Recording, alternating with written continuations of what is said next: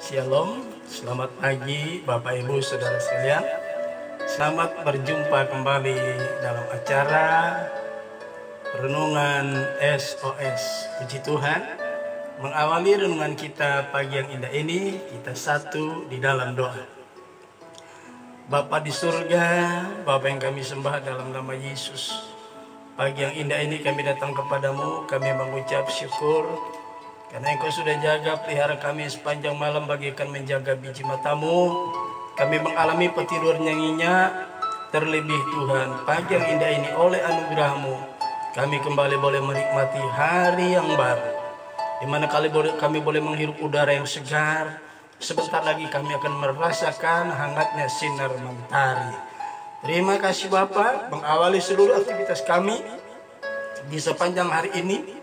Kami mau mendengarkan renungan firman. Terima kasih Roh Kudus, tolong kami biar kami dapat memahami renungan yang kami dengarkan ini, sehingga hanya nama-Mu dipermuliakan. Kami akan memperoleh berkat yang besar. Terima kasih Bapa. Dalam nama Yesus kami sudah berdoa dan mengucap syukur kepadamu. Haleluya. Amin. Puji Tuhan. Bapak Ibu Saudara sekalian, kita akan meneruskan renungan kita masih tetap dalam judul 3 versi orang percaya ya. Kita sudah mengakhiri 3 versi orang tersebut ya, 3 versi orang percaya ini, yaitu pertama orang percaya versi Nuh ya. Kemudian yang kedua orang percaya versi Ham. Kemudian yang ketiga orang percaya versi Sem dan Yafet. Kemudian pagi yang indah ini kita akan membahas dari ayat yang ke-24 sampai yang ke-27 ya. Demikian bunyi firman Tuhan. Setelah Nuh sadar dari mabuknya dan mendengar apa yang dilakukan anak bungsunya kepadanya, berkatalah ia, "Terkutuklah Kanaan, hendaklah ia menjadi hamba yang paling hina bagi saudara-saudaranya."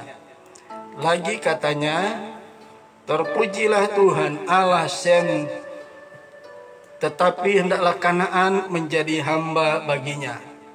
Allah meluaskan kiranya tempat kediaman Yafet, dan hendaklah ia tinggal dalam kemah-kemah Sem, tetapi hendaklah Kanaan menjadi hamba baginya. Puji Tuhan, kita sudah membaca dari ayat 24 sampai yang ke-27. Dalam pembacaan tadi ada 4 hal yang disampaikan ya.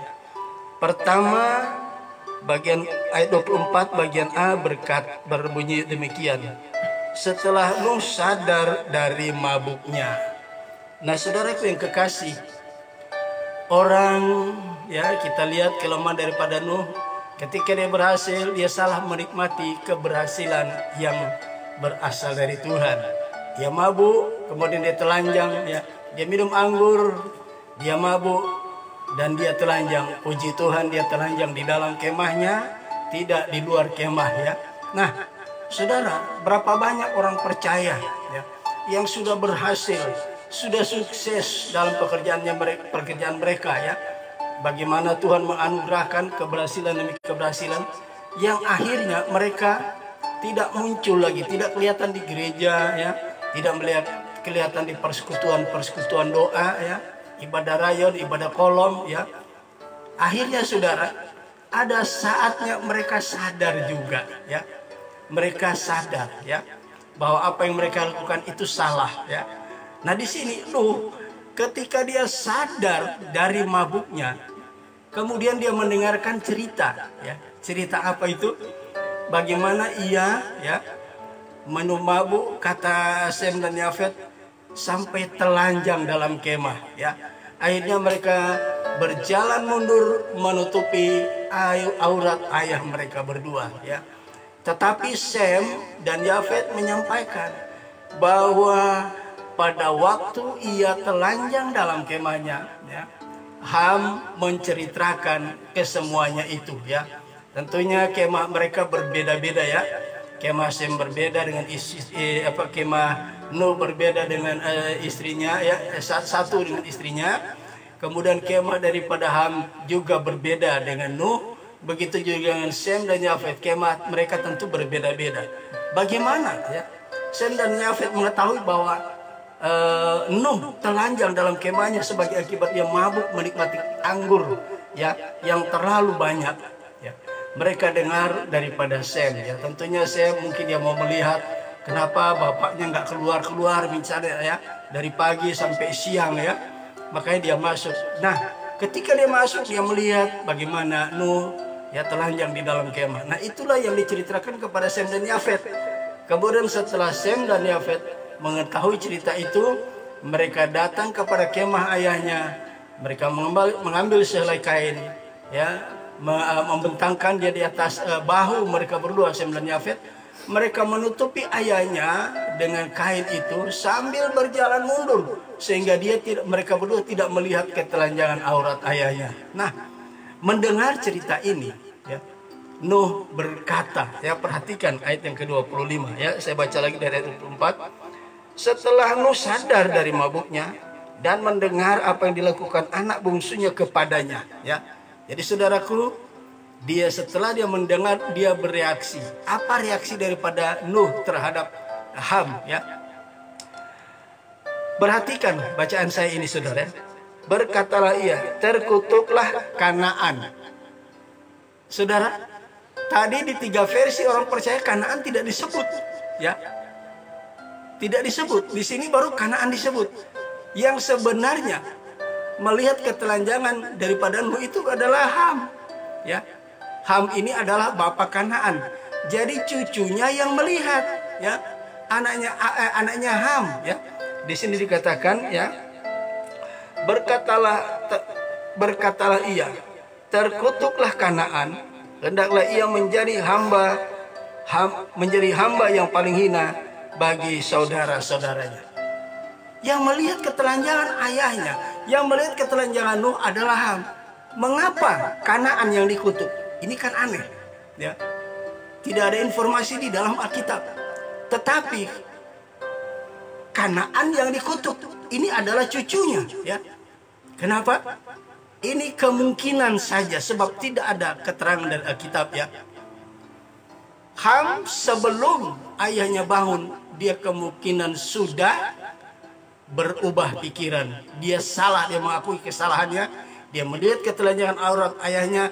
Kemudian dia menceritakan kepada Sem dan Yafet. Tapi kenapa Kanaan yang dikutuk? Ya, ini merupakan nubuat daripada Nuh terhadap keturunan Ham. Ya. Di kemudian hari diperkirakan Di kemudian hari diperkirakan apa yang pernah menjadi karakter daripada Ham itu menurun kepada anaknya. Sebab anak selalu membawa gen daripada orang tua, ya. Kalau seandainya orang tua misalnya ya kerjaannya cuma mabuk-mabukan dan sebagaimana ayahnya Nuh, ya. Apa yang terjadi? Itu ternyata anak itu membawa gen dari orang tuanya. Mereka sudah suka melihat kelemahan, mereka suka melihat kekurangan, bahkan ketelanjangan orang lain, dan mereka menceritakannya. Kemungkinan ini gen daripada Ham itu menurun kepada gen daripada Ham menurun kepada Kanaan, ya. Apa pesan, apa aplikasi buat kita di hari-hari ini? Saudaraku, mungkin kita sebelum kenal Yesus, kita orang jahat, kita penjudi, kita pemabuk, kita suka ngomongin orang, ya. Setelah kita bertobat kenal Tuhan, kita tidak menurunkan apa itu, ya. Nilai-nilai keimanan kepada anak-anak kita, ya. Jadi sebenarnya pendidikan anak-anak baik secara formal maupun secara rohani itu berasal dari keluarga, dari tengah-tengah keluarga, terlebih dari ayah mereka, ya. Sebab di dalam Taurat berlaku Ulangan 6, ya. Di situ untuk pendidikan rohani bagi anak-anak itu tergantung kepada seorang ayah, ya. Berceritakanlah apa yang kuajarkan kepadamu, ya, ketika kamu sedang dalam perjalanan, ya, ketika kamu sedang duduk di dalam rumah, ketika kamu sedang berbaring, ceritakan kebesaran, kemuliaan, pekerjaan-pekerjaan Tuhan yang baik, ya.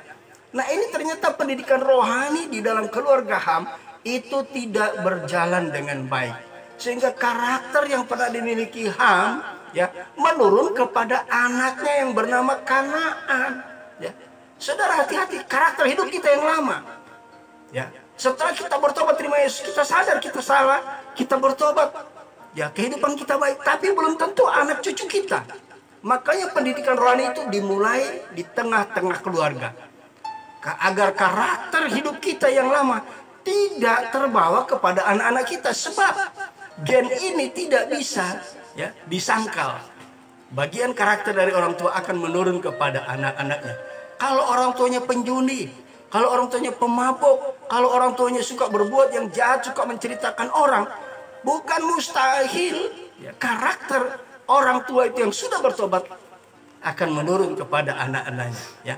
Sehingga kita, ya, perkataan ini merupakan nubuat, ya, nubuat, ya.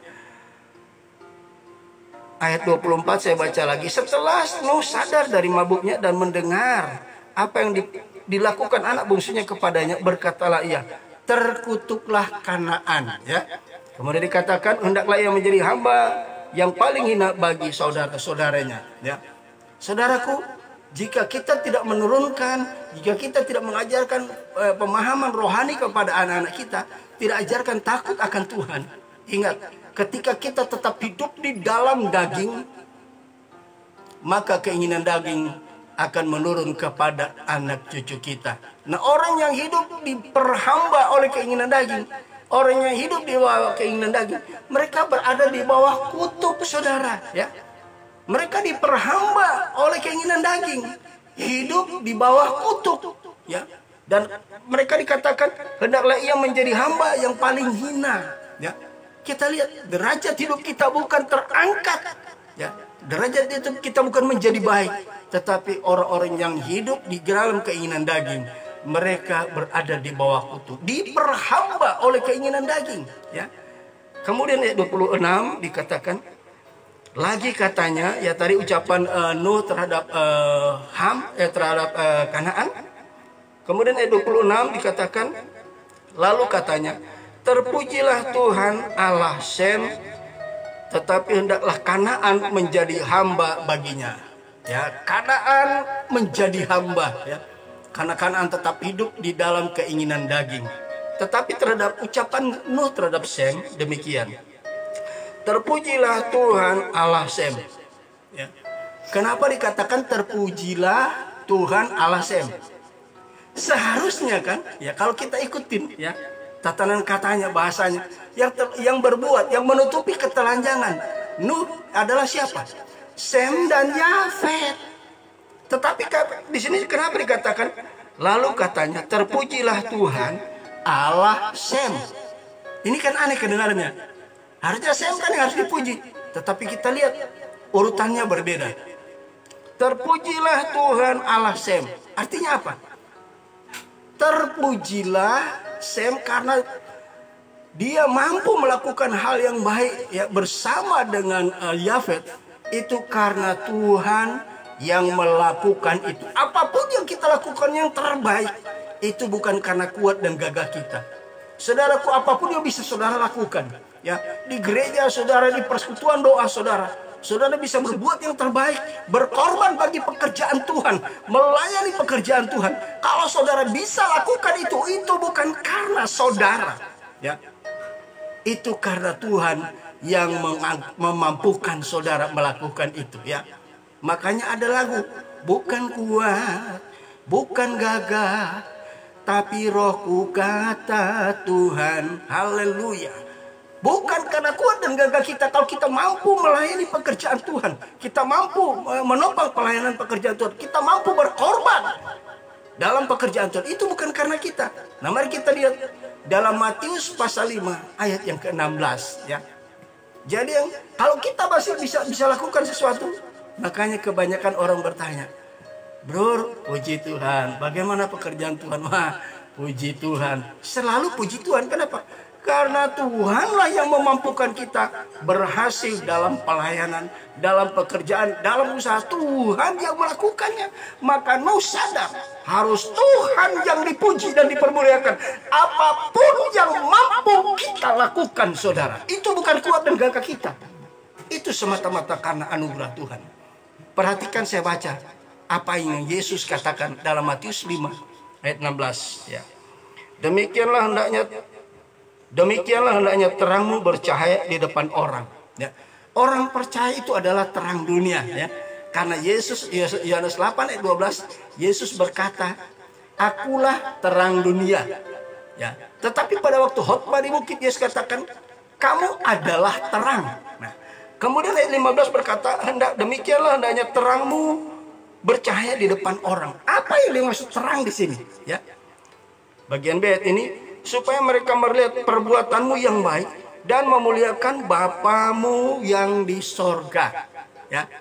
Terang itu berbicara tentang perbuatan yang baik yang kita mampu lakukan itu atas pertolongan Tuhan ya. Tuhan mau setiap perbuatan baik kita yang dilihat orang, bukan untuk kemuliaan nama kita ya. Perhatikan, saya baca lagi. Ucapan Yesus dengan ucapan Nuh sama persis. Ketika Sem dan Yafet menutupi ketelanjangan ayahnya, Nuh Sem dipuji oleh Nuh ya. Kata Nuh apa? Terpujilah Tuhan Allah Sem ya. Sem dan Yafet mampu menutupi ketelanjangan ayahnya, dapat pujian ya. Karena anugerah Tuhan, Sem dan Yafet mampu melakukan itu ya.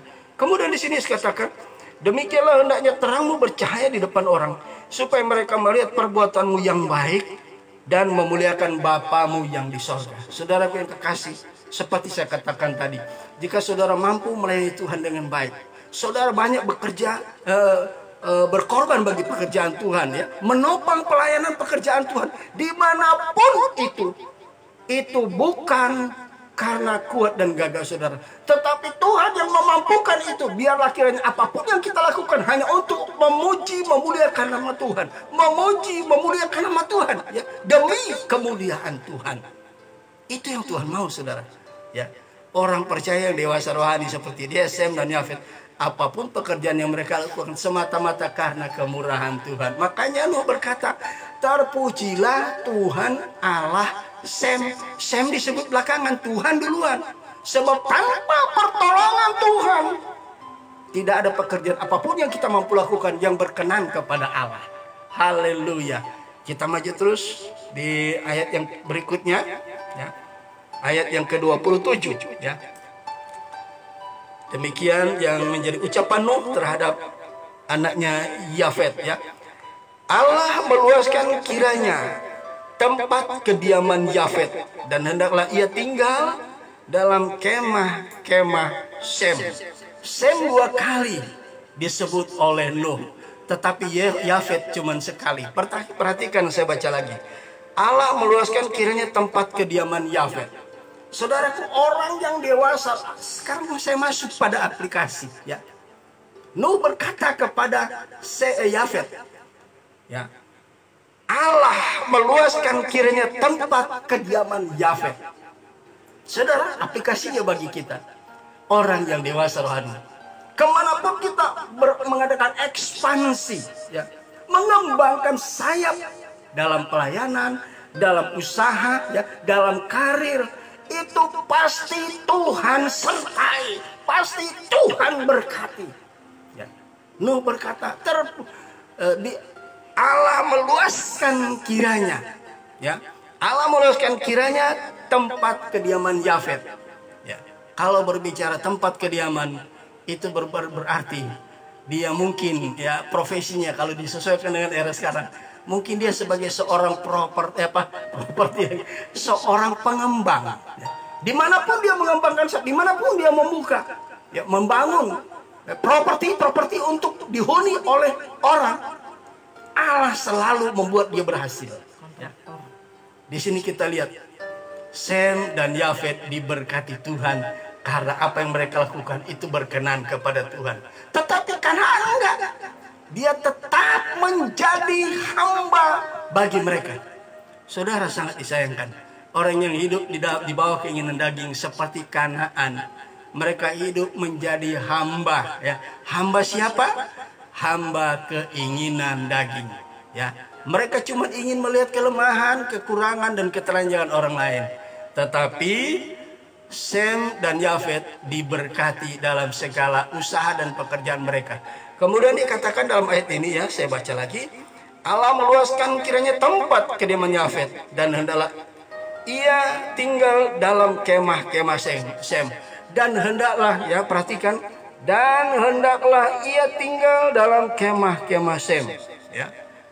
Kiranya Tuhan diam di tempat kemah-kemah Sem. Ternyata Sem juga memiliki profesi sebagai seorang developer. Kalau disesuaikan dengan era sekarang, ya, developer atau pengembang, ya. Di sini dikatakan, dan hendaklah ia tinggal dalam kemah Sem.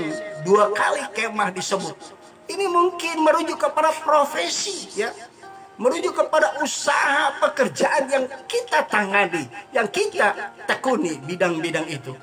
Tuhan pasti memberkati, ya. Di sana ada pertolongan Tuhan. Hendaklah ia diam di kemah-kemah Sem. Saudaraku yang kekasih, ya, dulu, ya, waktu Insinyur Ciputra masih hidup, saudara lihat, di masa waktu Indonesia menghadapi resesi tahun 98, dia salah satu, ya, almarhum Ciputra salah satu contoh, ya. Dia banyak hutang, dia kesaksian, tapi dia tetap mengandalkan Tuhan. Saudara lihat, hampir di seluruh Indonesia ada perumahan Citra. Betapa dahsyat Tuhan memberkati almarhum, ya, Ciputra, saudaraku. Itu satu bukti konkret kalau Allah beserta dengan orang percaya, luar biasa. Ada hamba-hamba Tuhan dari pulau-pulau, ya. Beliau berasal dari Sulawesi Utara. Ya, Sulawesi Utara itu terdiri dari pulau-pulau, ada yang pulau terluar, berbatasan dengan negara Filipina, ya. Nah, kalau ada hamba-hamba Tuhan yang datang dari pulau-pulau, dari desa-desa yang jauh, yang terpencil, jauh dari keramaian kota, berkunjung kepada Insinyur Ciputra pada waktu beliau masih hidup. Saudaraku, apapun yang mereka butuhkan dalam pelayanan, ada yang pulang memohon, misalnya yang bangun gereja, ada yang membutuhkan seng, sebab atap gereja di Sulawesi Utara kebanyakan berasal dari seng, belum masanya asbes pada waktu itu, ya.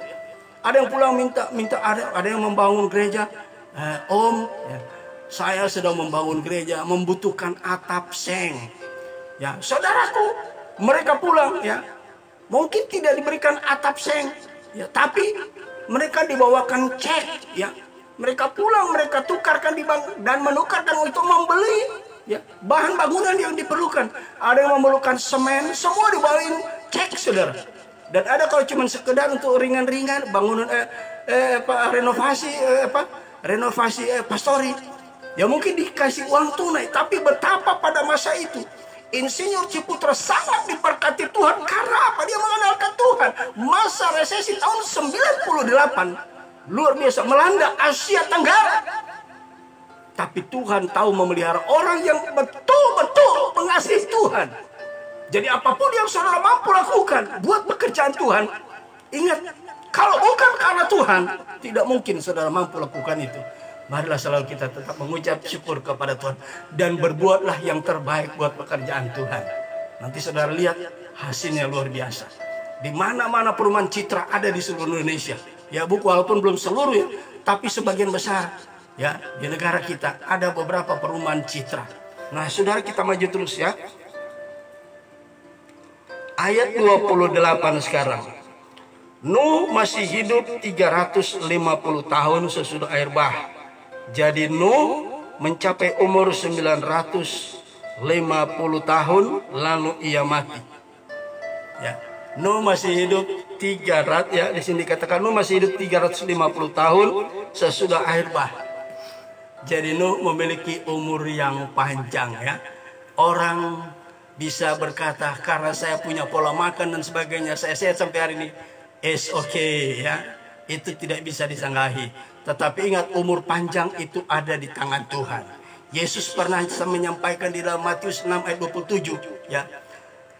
Ya, tidak ada seorang pun dapat menambahkan usianya sehasta saja pada jalan hidupnya. Tidak ada. Nuh masih hidup 350 tahun setelah air bah. Itu bicara tentang umur panjang, itu cuma di tangan Tuhan, saudaraku, ya.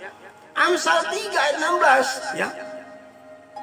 Kekayaan kemuliaan di tangan, umur panjang ada di tangan kanan, di tangan kanannya. Itu bicara tentangnya, itu bukannya Tuhan, tapi nya itu menunjuk kepada orang yang memiliki hikmat itu, ya.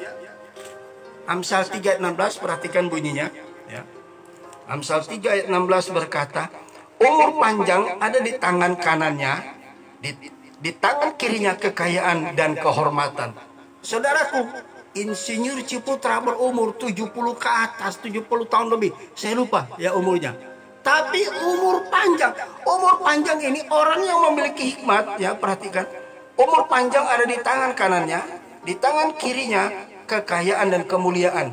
Ya, umur panjang ada di tangan kanannya, kekayaan kemuliaan di tangan kirinya, ya. Saudaraku, betapa luar biasanya kalau orang mengandalkan Tuhan, dia mengalami umur panjang. Tidak ada seorang pun yang dapat menambahkan umurnya sehasta saja pada jalan hidupnya kalau bukan karena kemurahan Tuhan. Sebagai ayat yang terakhir, ya, di dalam 1 Korintus 15 ayat 10 bagian A kita baca kesaksian Rasul Paulus kepada anak-anak Tuhan yang ada di kota Korintus. 1 Korintus 15 ayat yang ke-10 bagian A. Kita lihat ayat itu, ya. 1 Korintus 15 ayat 10 bagian A. Tetapi karena kasih karunia Allah, aku adalah sebagaimana aku ada sekarang. Haleluya. Kalau kita masih ada sampai hari ini adalah kasih karunia Allah. Makanya ada lagu yang berkata, kan? Ada lagu yang berkata, kemurahanmu lebih dari hidup, ya. Kalau ku masih hidup sekarang ini karena cintanya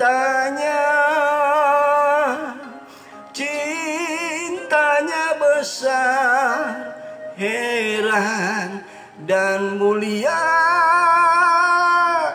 Oh, sungguh tak terduga.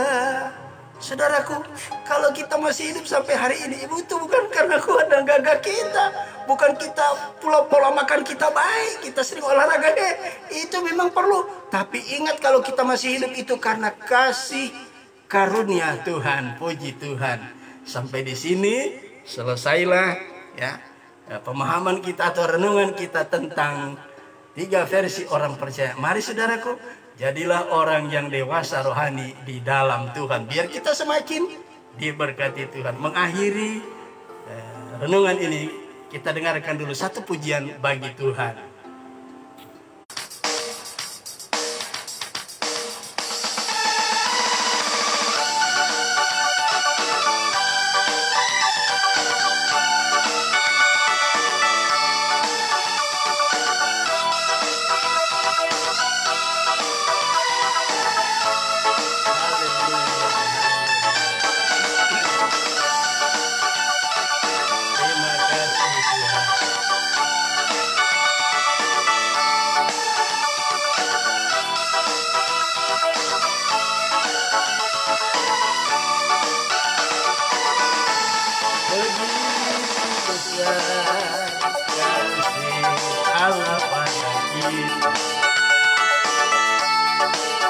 Diberkatilah anak cucu kita di mana-mana.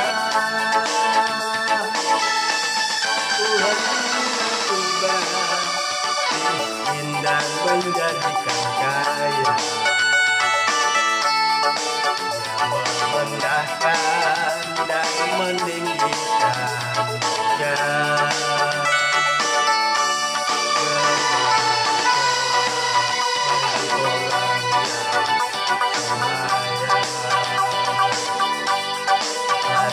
Cucunya pasti tidak akan meminta-minta,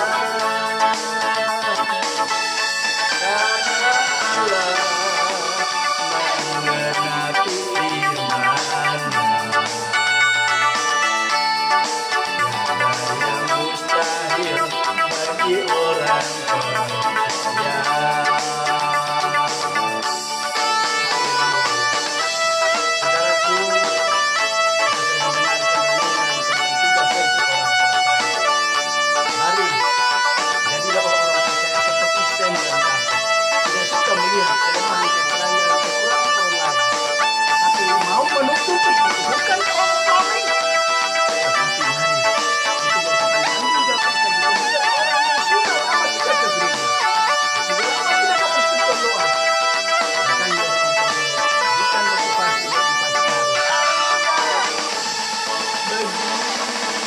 kasih Allah pada kita.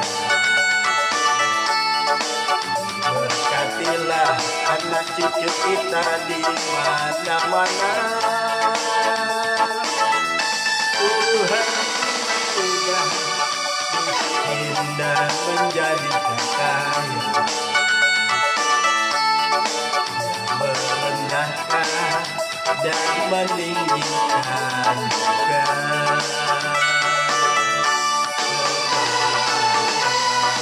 Bagi orang yang percaya, anak cucunya pasti tidak akan meminta-minta, karena